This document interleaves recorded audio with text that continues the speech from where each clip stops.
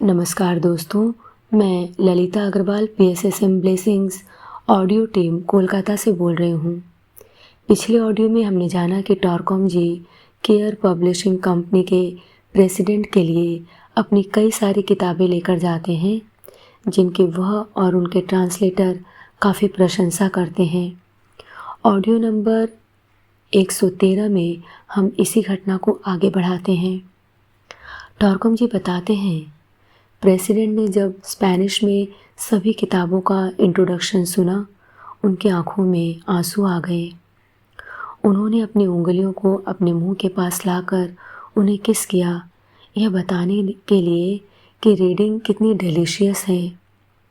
उन्होंने कहा कि वह मेरी सारी किताबों का ट्रांसलेशन स्पेनिश में देखना चाहते हैं और यह भी चाहते हैं कि मेरे काम को पूरा स्पेनिश स्पीकिंग वर्ल्ड जाने। मैं बहुत खुश था।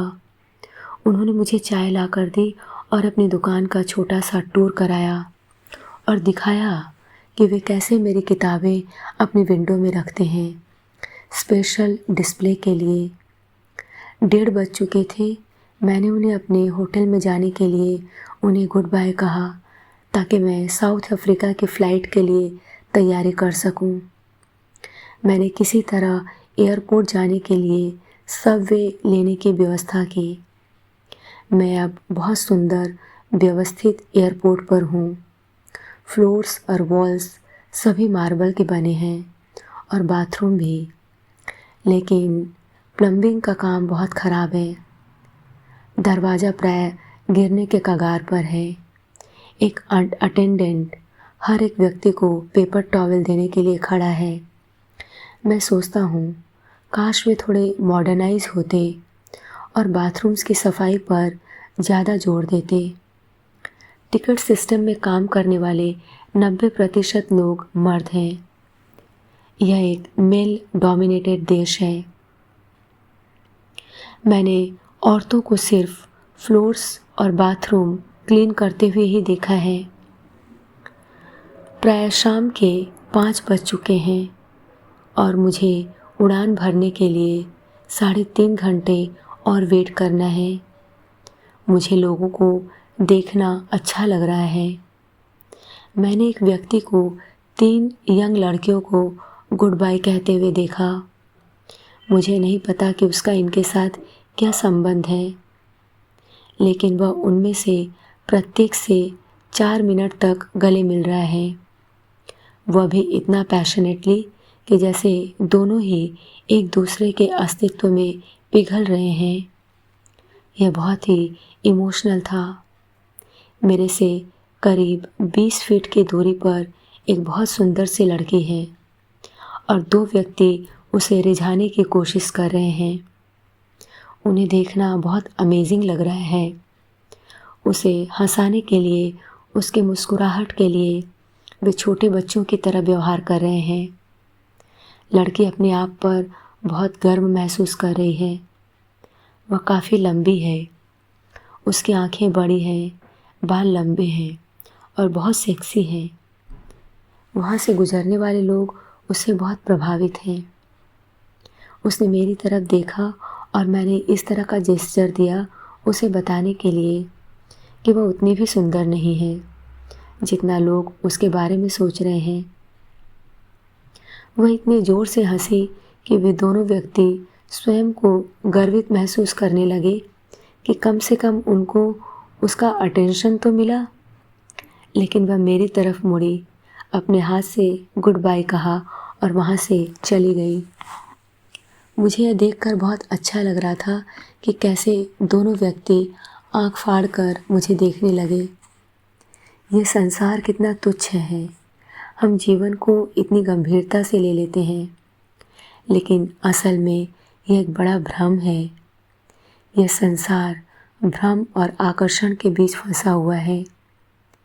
पहली बार मुझे मास्टर डीके के शब्द समझ में आए। इंसानियत के लिए सबसे बड़ी सेवा है संसार के आकर्षण को ख़त्म करना।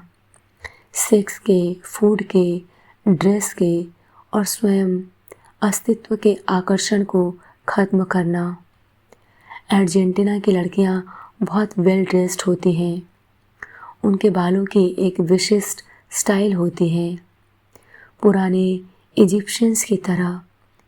उनकी ड्रेस उनकी बॉडी के साथ काफ़ी हारमोनियस होती हैं और मेरी नज़र में उनके हेयर और उनके ड्रेस का कलर कॉम्बिनेशंस यूनिक होता है। मुझे आश्चर्य होता था कि इतनी महंगाई के समय वे इतनी महंगी ड्रेस, इतने महंगे जूते कैसे मैनेज कर पाती हैं। पुरुष भी वेल ड्रेस्ड होते हैं, लेकिन बहुत बनावटी ढंग से, और उनके मैनर्स भी मैकेनिकल हैं। कल मैं एक रेस्टोरेंट में फ़ूड के टिकट के लिए वेट कर रहा था। टिकट मैन मेरी तरफ बहुत आंतरिक भाव से देख रहा था और मुझे टिकट नहीं दे रहा था। मैंने कहा, मुझे मेरा टिकट दीजिए। उसने कैशियर के नीचे एक साइन की तरफ इशारा किया जहाँ लिखा था, जेंटलमैन, टिकट लेने से पहले अपना हैट उतारिए। मैंने तुरंत अपना हैट उतारा। वह मुस्कुराया और उसने मुझे मेरा टिकट दिया। किसी ने हैट नहीं पहन रखी थी। मेरा सिर ठंडी हवा के कारण जम रहा था। मैंने तुरंत अपना खाना लिया, अपना हैट पहना और वहाँ से चला गया। लेकिन मुझे इस तरह का जेस्चर अच्छा लगा। मुझे बताया गया यह जेस्चर महिलाओं को रेस्पेक्ट करने के लिए है, जिन्हें वे फ्रीडम के प्रतीक के हिसाब से पूजते हैं। फिर भी प्रैक्टिकल लाइफ में वे उन्हें अपने से कमतर आंकते हैं या फिर उन्हें लव और प्लेजर का ऑब्जेक्ट मानते हैं। रात के 8 बज गए। मैं अभी भी एयरपोर्ट पर हूँ। उन्होंने मुझे बताया कि काउंटर 7 बजे खुलेगा, लेकिन अभी भी आसपास कोई नहीं दिख रहा है। 8:45 बज रहे हैं। उन्होंने काउंटर खोला है। हमें दौड़ कर जाना है और अपना टिकट चेक करना है। टैक्स के लिए 10,000 पेसोज पे करने हैं। कंट्री लीव करने के लिए और एयरपोर्ट में जाने के लिए। एयरप्लेन 747 है। यहाँ के कर्मचारी काफ़ी एलिगेंट हैं, well dressed, young, cheerful. Cape Town में लैंड करने के लिए हमें प्लेन में 7 घंटे जर्नी करनी पड़ेगी। फर्स्ट क्लास में यात्रा करना वाकई वंडरफुल है। इतना खाना, इतना अटेंशन कोई कल्पना नहीं कर सकता। मेरी सीट फ्रंट की फर्स्ट चेयर थी। मैंने तुरंत अपनी चेयर ऑक्यूपाई कर ली। एयर हॉस्टेस आई। उसने मुझे म्यूज़िक सुनने के लिए ईयरफोन दिया, स्लीपर्स दिए और एक ब्लाइंड फोल्ड दिया ताकि जब आप सोने जाएं, लाइट से आपको परेशानी ना हो। आज के लिए इतना ही। अगले ऑडियो में हम इसी घटना को आगे बढ़ाते हैं। तब तक के लिए धन्यवाद दोस्तों। आप सभी का बहुत बहुत आभार। आपका दिन शुभ हो।